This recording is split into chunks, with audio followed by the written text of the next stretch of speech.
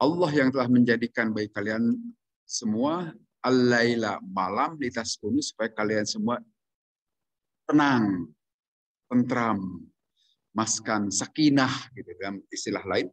Supaya kalian semua sakinah pada waktu malam itu, wan naharo dan siangnya itu mubsiro yang terang benderang bercahaya untuk mencari penghidupan. Nah, di sini yaqulu ta'ala mumattina ala khalqihi. Berfirman Allah Ta'ala dengan menyempurnakan bagi kita semua untuk semua makhluknya itu bima ja'ala lahum minal laili alladzi yaskununa fihi wastarihuna min harakati taraddudihim bil ma'ayishi bin nahar. Allah lah yang telah menjadikan bagi makhluknya ini, tentu di dalamnya manusia. Kalau di Quran itu yang diajak bicaranya langsung manusia. Lakum.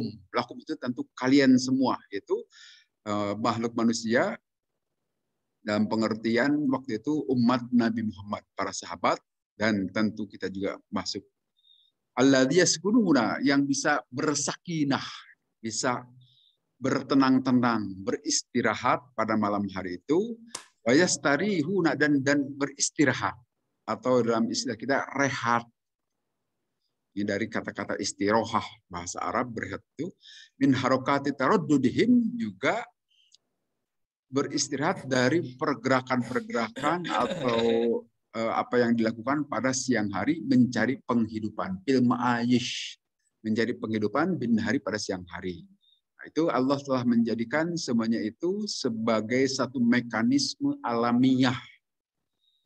Dengan kata lain bahwa yang normal itu malam adalah istirahat, tidur, siang adalah untuk beraktivitas. Sehingga kalau orang membalikkan itu kadang-kadang menjadi tidak sehat. Siang tidur, sedangkan malam dipakai aktivitas, maka itu namanya begadang. Bisa kena angin malam. Jadi sakit, kata Bang Haji Oma. Wa ja'alan nahara mubsira ay mudhi'an, artinya bercahaya, litasarrafu fihi bil asfar, supaya kalian semua melakukan aktivitas-aktivitas, perbuatan-perbuatan pada siang hari di jalan-jalan, waqatil aqtor, dan memutus atau menaiki gunung-gunung gitu.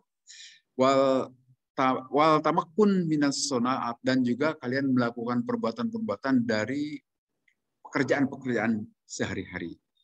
Innallaha, sungguhnya Allah itu ladzu fadlin, sungguh Allah itu maha memiliki karunia alan nasi, bagi keseluruhan manusia, tetapi walakinna aksarun nasi, kebanyakan manusia itu la yashkurun, tidak bersyukur, tidak mensyukuri. Bahwa semua itu kejadian siang dan malam ini harusnya jadi pelajaran. Kalaulah seperti tadi dijelaskan dalam video, coba kalau terus-terusan siang, apa yang akan terjadi? Terbakar kita ini. Dan kalau terus-terusan malam juga apa yang akan terjadi? Akan membeku. Nah, ini juga sebagai bukti bagi kita bahwa bumi ini bulat, gitu kan Pak. Terjadi siang dan malam. Karena saat ini kan ada komunitas yang menyatakan bahwa bumi itu adalah datar. Silahkan saja, boleh-boleh saja silahkan. Hanya dari penjelasan ini juga akan nampak bahwa bumi itu bulat, maka terjadi pergantian siang dan malam secara teratur karena bumi berputar. Gitu. Coba bayangkan kalau bumi ini datar. Kalau bumi ini datar berarti bumi itu diam saja, matahari yang bergerak, gitu kan? Nah, giliran Indonesia sekarang siang dapat. Nah, nanti bergeser ke sana jadi gelap malam. Nah, nanti matahari itu kembalinya kita jadi siang itu, apakah matahari kembali ke sini lagi atau ke bawah ini, kan? Nah, kalau menggunakan logika bumi datar itu, kalaulah bumi itu kembali ke sini, berarti dapat 2 kali siang satu tempat, dapat 2 kali malam satu tempat. Ya kan? Atau kalau matahari itu berputarnya ke bawah itu, maka malamnya itu lebih lama bagi semua negara-negara ini. Padahal pengalaman kita selama ini malam dan siang itu selalu sama. Nah, itu baru bisa ditangkap dengan logika bahwa bumi itu bulat. Tapi jangan heran juga kalau ada komunitas yang menyatakan bumi itu datar. Ya silahkan saja. Tapi dari logika terjadi siang malam saja gampang dipahami bahwa itu bumi itu adalah bulat. Alasan lain silahkan lihat pada saat terjadi gerhana matahari, gerhana bulan itu. Itu bayangan bumi itu kan kelihatan tuh di bulan pada saat gerhana bulan itu bayangan bumi di bulan itu kan kelihatan bulat, piringan. Nah, dan itu baru bisa masuk logika ke kita terjadi siang malam yang teratur ini jika bumi itu bulat. Kalau bumi datar itu siangnya akan lebih lama, lebih dari 12 jam gitu. Kemudian malam juga akan lebih dari 12 jam. Apalagi itu ada dua kemungkinan kan mataharinya bolak-balik. Nah, itu akan lebih dua hari maksudnya. Siangnya 24 jam, malamnya 24 jam. Tapi kenyataan kan tidak. Atau kalau ke bawah ini mataharinya tentu juga akan terjadi hal yang sama. Malam lebih lama, siang lebih lama. Kenyataannya tidak. Itu logika yang bisa diterima dari penjelasan sini tentang proses terjadinya siang dan malam.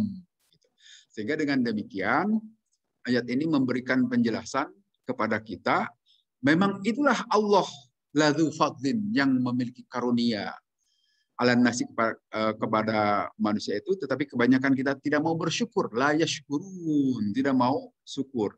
Yang ada itu sin besarnya diganti sin kecil, yaskurun pada mabok. Arti mabok ini tidak sadar bahwa semua ini, mekanisme ini terjadi, tidak terjadi dengan sendirinya. Yang waktu khutbah Jumat saya jelaskan itu, ada kaum Dahriyun itu. Kaum Dahriyun itu yang meyakini bahwa kehidupan ini adalah yang nampak saja. Kita akan mati, kita akan hancur itu karena waktunya sudah habis. Nah, ini juga belum selesai logikanya ini. Mengapa waktunya habis? Siapa yang mengatur? Mestinya ada yang mengatur kan? Masa terjadi dengan sendirinya? Kalau terjadi dengan sendirinya, maka kita tidak bisa begini semua. Tentu semuanya juga ingin menjadi manusia-manusia unggul kan? Kalau kehendak pribadi, semuanya ingin jadi raja, semuanya ingin kaya, semuanya ingin berkuasa. Kenyataannya tidak. Gitu. Kita ingin dapat kekayaan banyak dengan berusaha macam-macam, tetap saja karena rezekinya diatur oleh Allah seperti itu, segitu aja kebahagiaannya, sebaskom gitu. Ada yang cuma semangkok saja gitu. Walaupun sudah dalam istilah orang Sukarapi adu belajar misalkan. Sudah berusaha mati-matian karena rezeki patokan dari Allah segitu hanya segitu saja. Nah, kalau kehendak pribadi, kalau semuanya diatur oleh diri kita ini tidak akan seperti ini kita dan akan terjadi kekacauan pasti hidup ini. Karena satu manusia akan memakan manusia yang lainnya. Nah, itu saya kira menjadi pertanda bagi kita bahwa kehidupan ini ada Rabbul Alamin, ada yang mengatur. Jadi saya kira logika materialisme itu sangat gampang dipatahkan dengan cara mau berpikir sedikit saja. Sehingga bagi kita makin menguatkan keimanan dan apalagi didorong oleh ayat-ayat Quran yang menyatakan itu adalah Allah. Nah, logika kita ikuti logika Quran itu nyambung, Pak. Tidak sulit sebetulnya. Jadi ya kalau bagi kita yang Allah bukakan untuk menerima hidayah gampang sebetulnya beriman kepada Allah itu, alhamdulillah. Tapi jangan mentang-mentang sudah dalam keislaman sehingga kita lengah memelihara hidayah ini. Bisa saja Allah palingkan dengan gampang. Seperti saya ceritakan juga itu tokoh-tokoh PKI itulah dulunya santri-santri. BN Aidit itu adalah santri, anak tokoh Muhammadiyah beliau itu. Muso juga pemberontak PKI tahun 48 itu juga adalah anak kiai. Artinya orang-orang yang ngerti agama. Tapi tidak ada jaminan orang yang sudah ngerti agama, punya ilmu agama bisa dapat hidayah, tidak ada jaminan. Maka karena itu kita harus dengan rendah diri kepada Allah memohon supaya hidayah ini jangan sampai dipalingkan dari kita. Jangan mentang-mentang merasa sudah SAG misalnya, sarjana agama, MAG belum tentu, atau kiai haji belum tentu dapat hidayah juga. Bisa saja dipalingkan ustadz juga. Nah, dalam hal ini sekali lagi marilah berendah diri memohon kepada Allah supaya hidayah itu tidak dipalingkan dari kita. Itu anugerah paling besar dalam hidup ini saja. Kalau kita menyadari, kalau yang tidak menyadari ya begini kata Allah. Kadzalika yu'fakul ladzina kanu bi ayatillahi yahdun. Demikianlah itu orang-orang itu dipalingkan. Gampang saja itu. Ya seperti orang kena sihir itu, matanya itu tidak melihat satu keindahan, tapi yang dilihat itu adalah kebusukan karena matanya Allah tutup dengan hijab. Hidayah itu dianggap sebagai sesuatu yang memberatkan. Karena begini, bisa dipalingkan orang-orang sebab utamanya itu adalah kanu bi ayatillah yajhadun. Mereka itu adalah yajhadun, menolak. Tidak mau mengikuti apa yang diajarkan oleh ayat Al-Quran. Maka beruntung sekali lagi para bapak ibu yang mau dengan tulus ikhlas mau mengikuti pengajian ini. Mudah-mudahan ini jalan untuk memelihara hidayah yang sudah ada di kita. Karena tanpa pemeliharaan ini tidak ada jaminan. Ya silahkan, kita punya mobil juga perlu dirawat itu mobil supaya tetap bagus kan. Kalau dibiarkan saja culujun saja misalnya begitu, itu bukannya bagus, itu jadi rusak. Nah, demikian juga hidayah yang sudah ada di dalam diri kita. Mari kita pelihara, salah satunya melalui ini. Dengan sering-sering membaca ayat-ayat Allah. Dzalikumullah rabbukum khaliqu kulli syai. Itulah semua itu Allah yang telah menciptakan kalian dan juga telah menciptakan segala sesuatu. La ilaha illallah. Kalau membaca Al-Quran, saya kira sangat jelas tegas bahwa ini firman Allah, bukan firman siapa-siapa. Karena apa ya? Firman itu direct, langsung. Pernyataan-pernyataan dari zat yang tidak ada yang aling-aling gitu kan. Sangat jelas tegas. Sifatnya itu eksklusif. Jelas ini firman Allah. Kenapa apa? Bandingkan dengan kitab suci lain, maksudnya silahkan suka baca-baca. Saya punya semua kitab kita itu ada, beda itu. Beda, tidak. Karena di sana sudah tercampur dengan kata-kata manusia. Kalau kata-kata manusia silahkan perhatikan dalam ajaran Islam juga, dalam lihat hadis itu kan beda ya. Hadis itu cara penuturannya dengan penuturan Al-Quran.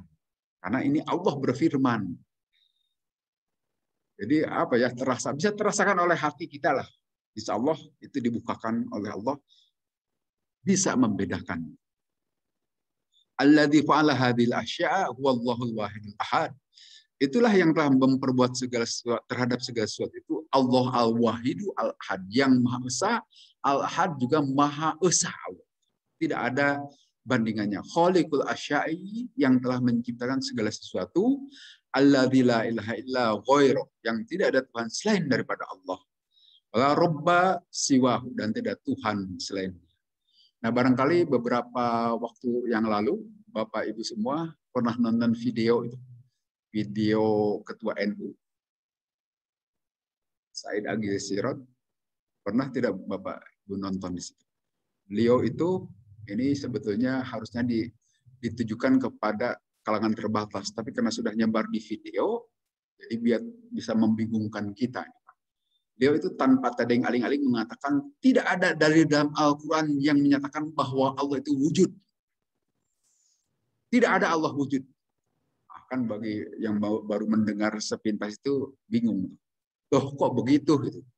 Berarti Allah itu memang tidak wujud di dalam Quran. Yaitu ini memang bahasa harusnya di lingkungan terbatas. Di orang-orang kaum sufi lah boleh.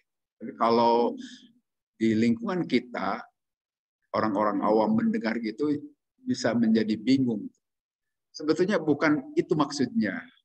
Yaitu memang kalau nonton videonya tidak tuntas itu ya memang kita juga adanya di video itu tidak tuntas. Sehingga di sini loh katanya Al-Quran menyatakan bahwa Allah itu wujud. Ternyata kata kiai ketua PBNU malah tidak ada dalil yang menyatakan Allah itu wujud. Ada di Quran. Nah memang di Quran ini tidak ada yang menyatakan Allah Allah itu wujud dalam arti Allahu mawjudun gitu. Tetapi yang disebutkan dalam Al-Quran itu adalah sifat-sifat Allah. Seperti yang di ayat-ayat tadi ya. Menyatakan Allah itu maha kuasa, maha esa, maha menciptakan. Nah itu bagi orang-orang cerdas sebetulnya. Bagi orang yang mau berpikir tidak perlu dalil yang menyatakan Allah wujud. Dengan menyatakan sifat-sifat Allah itu juga secara indirect, secara tidak langsung menyatakan Allah itu wujud sebetulnya. Jadi dalil seperti ini sebetulnya bisa dijelaskan dengan jangan jauh-jauh menggunakan ilmu logika bahasa saja itu.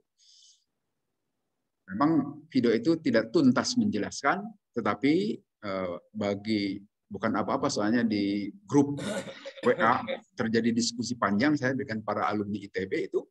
Nah, mereka pada kebingungan juga. Saya ikut menjelaskan begitu. Jangan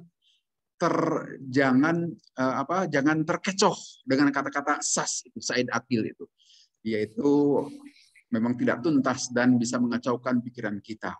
Kalaupun kita mengajukan dalil Al-Quran seperti ini, akan dibantah oleh dia itu kan, oleh sas itu, karena dia itu ngerti tata bahasa, ilmu bahasa, tinggal dibolak-balik saja. Kita gunakan logika Asy'ariyah itu baru bisa menjawab dia itu. Dan saya sampaikan tadi bahwa bukan berarti memang harus ada dalil itu, tanpa dalil itu saja itu sudah menyatakan dengan sifat-sifat Allah bahwa Allah itu ada. Karena sifat itu tidak mungkin berdiri sendiri kan, mesti nempel di wujud. Seperti misalnya begini, sifat putih itu kan sifat kan, merah juga sifat. Mungkinkah merah itu berdiri sendiri? Tidak mungkin, mesti nempel di wujud, di zat maksudnya. Nah, maka dengan dibicarakan sifat itu dengan sendirinya orang-orang berpikir mengatakan bahwa pasti ada zat itu. Itu logika Asy'ariyah. Saya kira gampang saja bagi yang bingung. Kalau hanya mendengar selintas itu pasti bingung. Tapi kalau dilihat penjelasan ada maksud memang. Tetapi maksud yang lain bisa jadi itu dalam rangka mengajarkan konsep wahdatul wujud. Karena Said Agil Sirot ini itu sebagai pengamal tasawuf juga, pengikut sufi, yang mana salah satu sufi itu tidak semuanya sesuai syariah, ada yang nyimpang juga itu sufi. Tasawuf itu harus hati-hati. Bukan berarti tidak boleh ikut tarikat-tarikat, boleh yang sesuai dengan syariah. Tapi ada juga sufi-sufi yang menyimpang. Salah satunya itu seperti Al-Hallaj, Manunggaling Kawula Gusti. Itu wahdatul wujud. Untuk menjelaskan bahwa wahdatul wujud itu keberadaan Allah itu dibuktikan dengan keberadaan makhluk. Nah, sebetulnya logika ini masih bisa diterima oleh kita. Hanya dalam logika Al-Hallaj itu, wujud makhluk itu dalam pengertian paham panteisme. Itu yang membahayakan. Jadi Allah itu menitis di wujud makhluk. Bumi itu adalah bukti Allah. Allah itu mewujud dalam bumi misalnya. Allah itu mewujud dalam masjid ini misalkan. Nah, itu yang konsep manunggaling kawula Gusti itu yang berisi kemusyrikan. Itu yang tidak bisa diterima, bukan itu. Bahwa Allah itu bukti keberadaan Allah itu adanya makhluk, betul. Tetapi bukan berarti Allah menitis di makhluk. Nah, manunggaling kawula Gusti itu adalah begitu, seperti ucapan para sufi dahulu. Ana al-haq, aku ini adalah kebenaran. Tidak ada Allah selain saya sendiri. Karena Allah itu mewujud dalam diri saya. Itu ucapan sufi. Memang sebetulnya kalau dipahami oleh kita yang bukan para pembelajar tasawuf, bingung itu. Tapi tentu para sufi ini ada maksud lebih jauh sebetulnya. Hanya kita tidak paham. Sehingga kalau disampaikan di orang-orang awam seperti kita ini, pasti bingung gitu. Berarti Allah itu alam ini gitu kan. Padahal tidak bisa begitu. Toh dibedakan, Allah pencipta tentu tidak sama dengan ciptaannya. Banyaklah logika itu untuk menjelaskannya itu. Sehingga dalam hal ini ayat-ayat ini membuktikan keberadaan Allah dan mohon jangan dibingungkan dengan kalau nanti menerima video itu, bukan itu maksudnya. Bahwa memang di Quran tidak dijelaskan Allah itu maujud wujud, tetapi yang dijelaskan itu adalah sifat-sifat Allah. Tapi sifat ini dengan sendirinya menyatakan keberadaan Allah. Nah, bagi orang-orang itu memang sebagian tidak gampang menangkap itu. Karena yu'fakul ladzina kanu bi ayatillahi yajhadun, bagi mereka yang tidak mau menerima ayat-ayat Allah, merasa lebih pintar misalnya. Seperti dahulu pernah berkembang di kaum Mu'tazilah, kemudian kaum liberal dan sebagainya yang lebih menyembah-nyembah akal itu. Tidak mau mendengar wahyu, mengindahkan wahyu, nah itu sulit menerima hidayah Allah. Kalaupun dia ngaku sebagai Islam dan sebagainya, tetap aja jauh dari petunjuk Allah. Karena apa? Di sini yajhadun, menolak. Tidak mau mendengarkan sesuai dengan pemahaman, pengertian yang diajarkan oleh Nabi Sallallahu Alaihi Wasallam. Kira patokan tafsir utama itu nanti dari Nabi. Bahwa akal boleh digunakan, silahkan dalam rangka menuntun pengamalan wahyu itu. Kemudian Allah juga yang menjelaskan, Allah lah yang telah menjadikan bagi kalian al-ardo, muka bumi ini, kororon, tempat menetap. Nah, kita pelajari tadi dari video juga, kita ini paling tidak di tata surya kita ini kan ada sejumlah planet. Ada 8, dulunya 9. Yang satunya dipecat dari status planet, itu Pluto, itu kan bukan planet katanya. Nah, yang dipahami oleh kita para peneliti bahwa kehidupan itu adanya di bumi saja. Di planet yang terdekat Merkurius, paling dekat dengan matahari, itu tidak ada kehidupan. Venus juga tidak ada. Planet ketiga inilah bumi. Itu yang terjadi, wajar kehidupan terjadi karena di sini ada air, ada panas matahari tidak terlalu menyengat. Kemudian demikian juga atmosfernya, udaranya memungkinkan terjadi kehidupan dan sebagainya. Sedangkan di planet yang keempat, di Jupiter, Saturnus dan seterusnya, itu juga ditengarai sampai saat ini. Karena kita juga para peneliti dari NASA, dari manapun belum ada yang bisa sampai ke planet itu. Hanya dikira-kira, wallahu alam sebetulnya. Apakah itu tempat, sebetulnya ada makhluk juga di planet-planet itu, hanya sejauh penelitian dilakukan oleh para ahli angkasa luar, NASA yang ada itu hanya di bumi. Karena perjalanan ke Mars saja, planet keempat berarti setelah bumi, itu belum sampai-sampai. Ya sebelum sampai juga sudah, ya paling hanya bisa mendeteksi bahwa ini ada tanah, ada batu. Ya kita maklumi, seperti ada orang pengembara datang ke bumi kan, untuk mengenali bumi yang luas ini butuh waktu lama. Kalau begitu mendarat paling hanya di tempat itu saja. Untuk melakukan perjalanan ke sana kemari kan butuh tenaga dan macam-macam.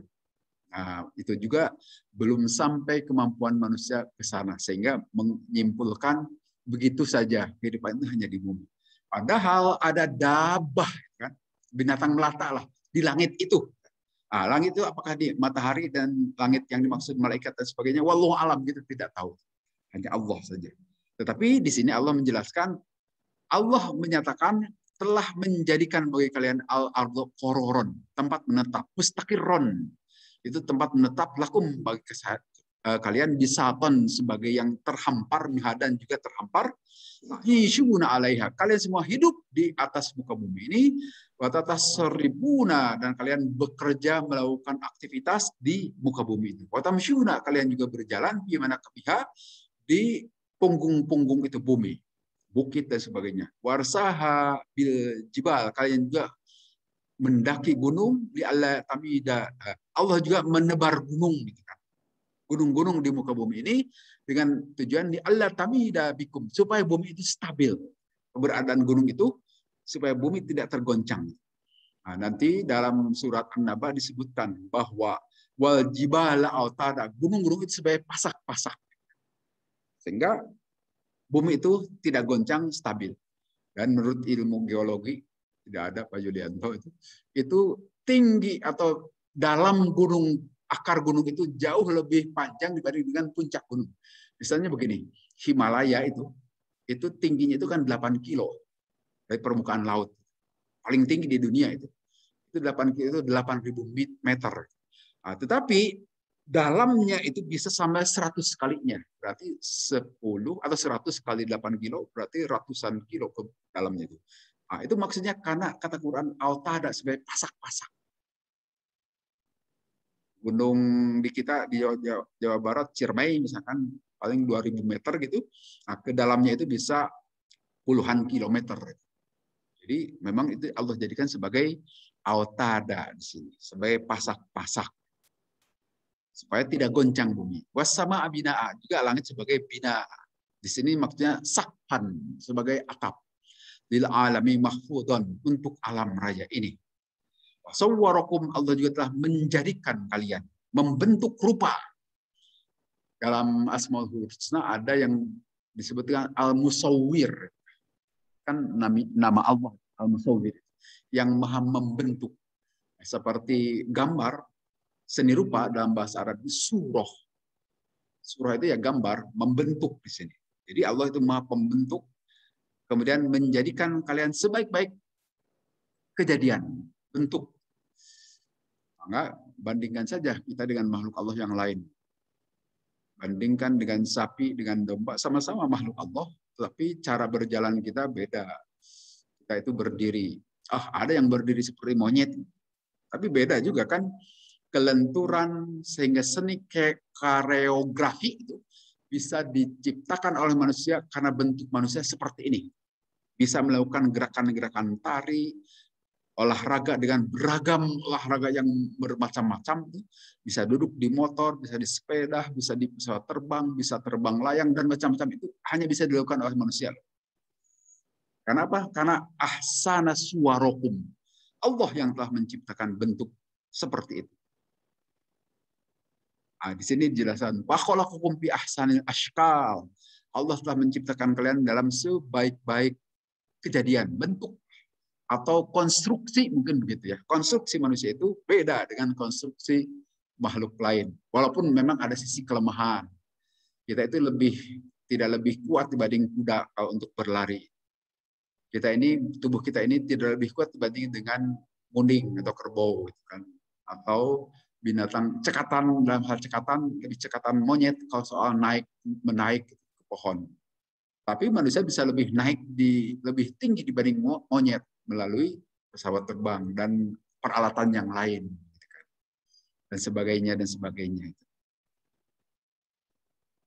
Kemudian ya ayyuhan nasu budu rabbakum alladzi, wahai manusia sembahlah Allah yang telah menciptakan kalian dan juga orang-orang sebelum kalian, supaya kalian bertakwa seperti dalam surat Al-Baqarah. Nah, semuanya itu adalah Tuhan Allah itu. Rabbuk dzalikumullahu rabbukum. Itulah semuanya perbuatan Allah, Tuhan kalian semua. Wa tabarakallahu rabbul alamin. Maka maha berkahlah Allah, Tuhan seluruh sekalian alam. Wa ta'ala wa taqaddasa, maha luhur Allah dan maha suci Allah. Wa tanazzaha, dan maha bersih Allah, Rabbul alamin, sebagai Tuhan seluruh sekalian alam, kullihim, seluruh alam ini. Kemudian Allah berfirman, wal hayyu la ilaha illahu. Allah lah yang maha hidup, al-hayyu. Al-hayyu ini kan sifat. Mungkinkah hidup itu berdiri sendiri? Tidak mungkin. Pasti nempel di dat, yaitu Allah. Jadi tidak perlu Allah disebutkan wujud, tapi dengan Allah maha hidup aja pasti ada datnya. Al-hayyu, Allah yang maha hidup. Nah, perlu dibedakan hidup. Loh, kita juga manusia hidup. Beda. Kita itu hidup karena dihidupkan. Kalau hidup kita sudah tiada, matilah namanya. Sedangkan Allah itu tidak pernah mengalami kematian. Baca surat atau ayat kursi. Allahu la ilaha illa huwal hayyul qayyum la ta'khudhuhu sinatun wala naum. Allah itu boro-boro sampai meninggal, tidur saja tidak pernah. Surat ayat kursi itu. La ta'khudhuhu, jangankan tidur, ngantuk saja tidak pernah. La ta'khudhu sinah, tidak pernah menerpa Allah, melanda Allah ngantuk. Wala naum, dan tidak juga tidur. boro-boro sampai mengalami hal-hal yang akan dialami makhluk, begitu. Sehingga ayat kursi itu sering digunakan untuk ngusir jin. Ya. Itu untuk menyatakan bahwa Allah itu maha segalanya, kau jin tidak punya apa-apanya. Sebetulnya itu pernyataan kita. Mengapa membaca ayat kursi? Tapi kadang-kadang tanpa dipahami apa maksud ayat kursi. Gitu kan. Itu untuk menyatakan semuanya itu adalah tidak ada apa-apanya, termasuk jin yang suka merasa hebat itu dibanding dengan Allah. Maka kita baca ayat kursi. Silahkan, boleh-boleh saja. Di sana untuk menyatakan kemahagunan Allah. Kemudian setelah tahu itulah ilaha illallah, tidak ada Tuhan selain daripada Allah, la naziro, tidak ada pembanding terhadap Allah, wala adila, juga tidak ada yang menyerupai atau yang sebanding dengan Allah. Pad'uhu, maka kalian berdoa, memohonlah kepada Allah dengan cara mengikhlaskan agamanya. Ini mengikhlaskan agama artinya tunduk patuhlah terhadap peraturan Allah. Dalam hal ini akal itu tempatkan di belakang wahyu. Kadang-kadang kita suka ingin tahu. Bukan berarti kita tidak boleh menggunakan akal, ya. Silakan akal itu gunakan, tetapi jangan merasa wahyu itu di bawah akal. Ada soalnya kelompok-kelompok yang begitu. Walaupun ternyata mereka mati juga, akalnya tidak sampai bisa melanggengkan kehidupan mereka. Bahwa ada sesuatu yang di luar pemahaman kita itu memang supra-rasional, bukan irasional. Kalau itu datangnya dari wahyu. Kalau irasional memang tidak masuk akal, tapi supra-rasional di atas akal. Sulit kita untuk sampai. Akal kita mah terbatas. Katakanlah ada seorang yang mumpuni, pandai dalam pengetahuan. Pengetahuannya itu tidak semua pengetahuan dia kuasai. Silahkan.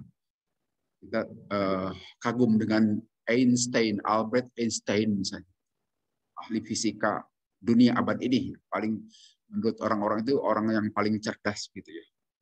Tapi dia itu hanya menguasai bidang ilmu fisika itu saja. Kan? Coba disuruh masak lodeh, nggak akan bisa dia. Cerdasan para ibu saya kira dalam hal ini. Artinya manusia itu terbatas, tidak akan menguasai seluruhnya. Sedangkan Allah itu alimu kulli syai'in, mengetahui segala sesuatu yang garis besarnya ataupun sampai ke detailnya, subtleties gitu. Itu dalam penguasaan Allah. Manusia itu terbatas. Ada ahli itu, ada ahli ini. Itu hanya dalam bidang itu saja. Tapi ada juga yang ahli general. Tahu banyak tapi sedikit. Dan memang ada orang tahu sedikit tapi banyak dalam. Itu ahli-ahli tertentu. Jadi bagaimanapun manusia itu terbatas. Tidak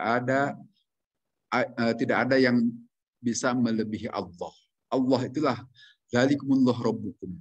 Allah yang Tuhan kalian semua. Kemudian di sini memohonlah kalian itu kepada Allah dengan mengikhlaskan. Hanya kepada Allah.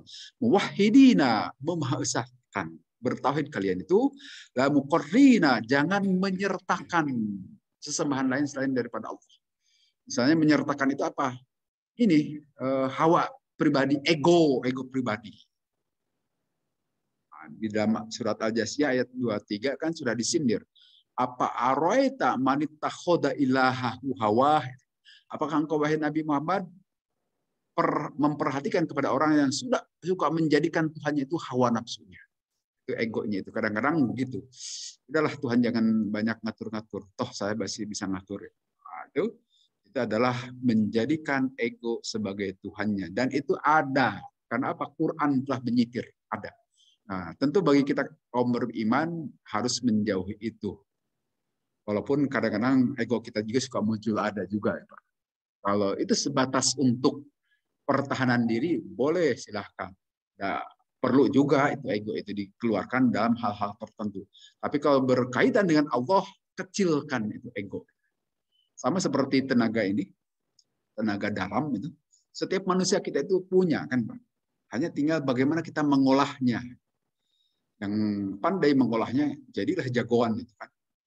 Kalau ada yang mukul tidak akan terkena itu karena tenaga dalamnya jadi perisai dirinya. Nah, demikian juga itu adalah ego itu sebagai perisai juga. Hanya jangan berlebihan. Nah, kalau berlebihan itu tenaga dalam juga misalnya digunakan untuk kejahatan, untuk gendam, untuk menipu orang misalnya. Itu bisa itu berlebihan. Salah. Itu potensi yang Allah berikan tetapi penggunaannya itu tidak benar. Nah, demikian juga ego itu sebetulnya potensi yang Allah berikan. Karena kalau tidak ada ego, kita itu tidak akan punya keinginan, akan jadi makhluk pasif. Padahal tujuan Allah itu supaya kita mengelola muka bumi. Nah, untuk mengelola ini, maka kita harus punya keinginan, kemauan. Itu dari diri kita. Masjid ini bisa bagus ini karena kita punya ego kan. Kalau tidak ada ego, tidak akan jadi masjid hebat begini kan. Tetapi kelola ego itu dalam jalan yang benar. Dengan cara yang pas. Kemudian fad'uhu mukhlisina. Tadi sebutkan begitu. Nah, begini menurut Ibnu Abbas disebutkan, Ani Ibnu Abbasin qala berkata Ibnu Abbas, man siapa orang qala berkata la ilaha illallah falyakul ala asariha alhamdulillah. Siapa orang yang berkata ucapan la ilaha illallah, ikuti sebelakangnya itu dengan ucapan alhamdulillah. Dalam rangka mengamalkan ayat ini. Karena ayat ini kan setelah tadi la ilaha illallah fad'uhu mukhlisina din diakhiri dengan alhamdulillahirabbil alamin. Jadi kalau mengucapkan la ilaha illallah ikuti paling tidak di belakang itu alhamdulillahirabbil alamin. Seperti kalau kita zikir habis sholat kan mengucap la ilaha illallah sampai 100 kali, maka jangan lupa di belakang itu ucapan alhamdulillahirabbil alamin. Itu menurut Ibnu Abbas. Untuk apa? Alhamdulillah itu kan membalikkan segala puji kepada Allah. Hanya milik Allah lah. Itu tadi untuk menurunkan ego itu kan. Supaya tidak terlalu menguasai diri kita. Kemudian di rangkaian ayat terakhir. Qul inni ucapkan oleh wahai Nabi, sesungguhnya aku ini dilarang untuk menyembah kepada sesembahan-sesembahan yang kalian panggil-panggil selain daripada Allah saat sudah ada dalil, sudah ada penjelasan dari Tuhanmu. Jadi sangat jelas di sini dalil-dalil tentang kemahaesaan Allah. Seirama semua ayat Quran begitu. Hanya nyembah kepada Allah, ya begitulah semua ayat Quran ini. Tidak ada yang bertentangan. Semuanya satu irama. Jadi harus memahasakan Allah, semuanya memahasakan Allah, semua ayatnya ini. Kemudian wa umirtu dan aku diperintahkan an uslima untuk berislam.